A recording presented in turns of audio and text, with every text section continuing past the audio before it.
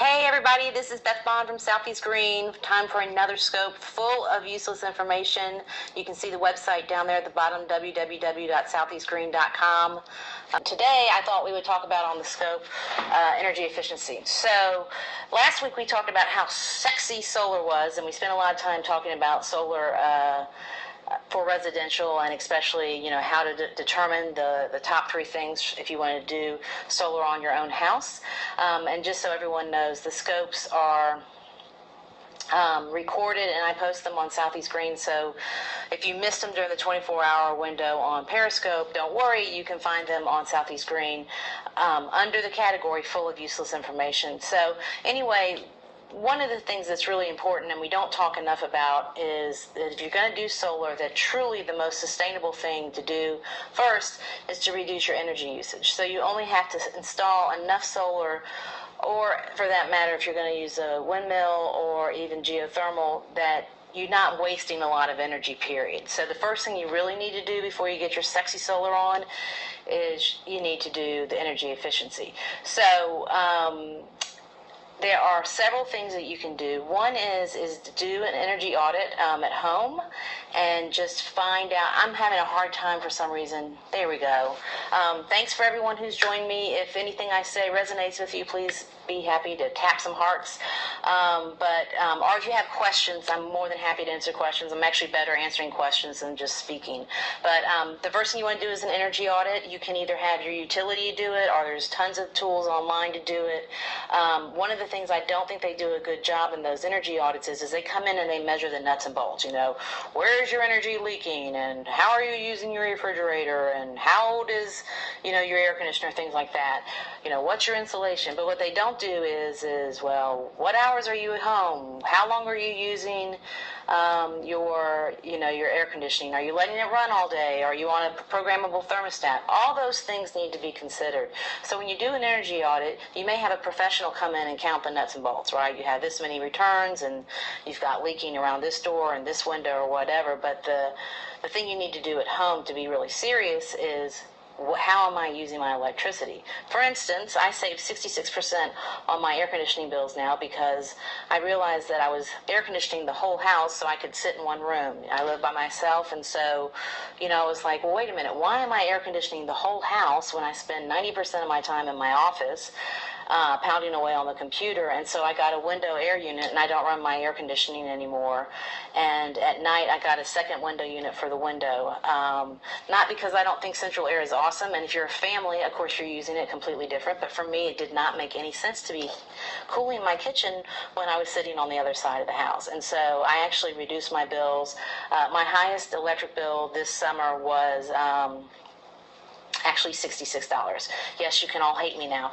Every time I tell someone that they have a family, like, we hate you. So be really conscientious about how you're using it. Also, I know this is really hard with kids, but just pound it into them over and over and over. Turn off the lights, turn off the lights, turn off the lights. In the solar and in a couple of my other scopes, we've talked about unintended benefits of sustainability, and one of the unintended benefits of energy efficiency is when you start turning off your lights, your rooms get cooler.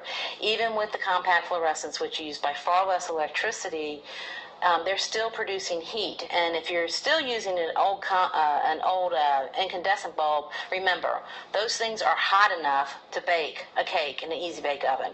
They put out heat. So make sure you're keeping your lights off when you're not in your rooms. And if you're just going to be hanging out and watching TV, well, then why not make it a movie theater experience and turn your lights off? And that will help your air conditioner work less, which will help you save money.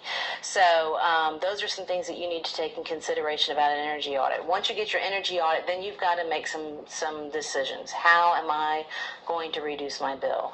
Am I going to start my light bulbs, which, that's an easy one, and most of us should have done that, except those holdouts in my home state of Alabama who were like, we are determined to keep our incandescent bulbs.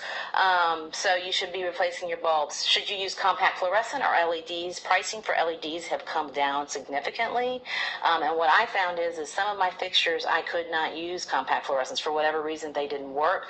So I waited for a sale on LEDs, and LED, not only do they use less electricity, they are much brighter than my incandescent bulbs and much cooler because they're not putting off all the heat that an incandescent bulb.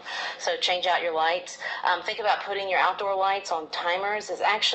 There's studies done that it's bad for nocturnal animals, especially like bats and possums, things like that, to have sort of our lights on all the time outside. So consider putting motion sensors or timers on your outdoor lights so you're not burning things all night long.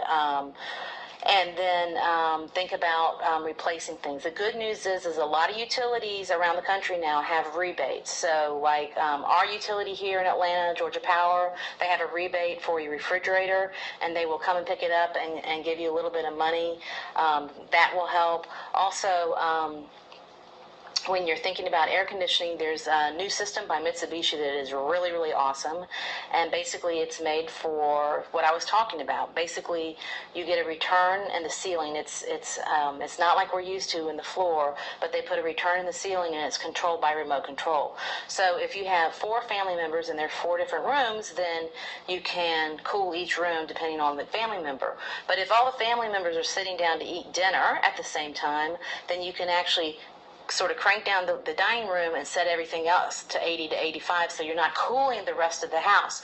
The house has to be cooled somewhat, but you don't need to be comfortable in a bedroom that you're not in. So you can actually get a second mortgage on your house to get these done if you want, and you will start seeing immediate savings. So those are some of the things. The other thing is during the winter, it's sort of silly to be sitting around in t-shirts and shorts in the winter.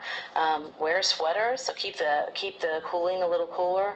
And by doing all these things, we will actually help the planet, we will help our neighbors, but most importantly, we will help ourselves and our energy bills. So just hope that you'll get into energy efficiency. I've got a whole section on the site for energy efficiency called Tips to Go Green, and underneath there's an energy efficiency category. And check those out and start using them, and then let me know how much you saved. All right, thanks so much for joining this scope. Once again, my name is Beth Bond. My Twitter handle is the same as my Periscope account, Beth S.E. Green, and you can find us online at www.southeastgreen.com, and you can follow us on Facebook and Pinterest. Southeast Green are the accounts on those. So thanks so much, and we'll see you at the next scope.